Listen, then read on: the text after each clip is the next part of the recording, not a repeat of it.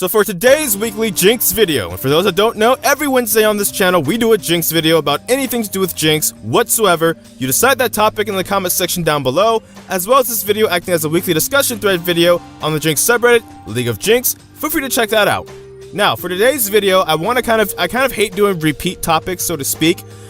But with the lethal tempo changes, I feel like we should kind of revisit it a little bit because everybody kind of has different opinions on whether it's now good or not, and what the definition of good even is. And what I mean by that is, some people feel that really nothing's changed. Press the attack is still the better keystone for most AD carries, period, and it's a meta thing right now. So even if lethal tempo was better, you know, right now it's like poke meta, early game champions are what's the top tier, so Jinx still isn't really that great even with lethal tempo. But it's not really because she's bad or even if the tempo's bad anymore, it's just more so she's not what fits in the meta right now.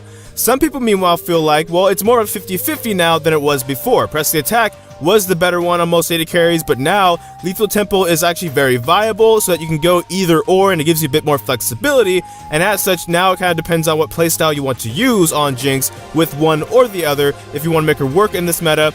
And then there's also another group of people who actually feel that lethal tempo now makes auto attackers, at least when it's activated and stuff. And then on someone like Jinx specifically, who also gains attack speed with her passive, well, it's actually now just really great, borderline OP, and it's actually as good as we'd hoped it would be when we first heard about this keystone back in like September and October when it first hit the PvE. So this video is for discussing lethal tempo after the changes. The changes, for if you don't know, is that it went from being a cooldown of 10 seconds to a cooldown of 6 seconds, so the window that lethal tempo will be able to be used more often is more accessible by a whole 4 seconds. And on someone like Jinx, whose passive also lasts a full 6 seconds as well, especially if you start chaining resets, that can be actually really great, especially towards the end of the game when you're knocking down objectives and maybe making a final push into the enemy base. But this is for your opinion, so we can have a discussion about it. So how do you feel about lethal tempo after those changes? Do you feel like they help Jinx? Do you feel like the meta is kind of what's more holding Jinx and lethal tempo back more than anything else? Or are you in the party that believes lethal tempo is now overpowered, especially on auto-attacking champions? Feel free to discuss that in the comment section down below.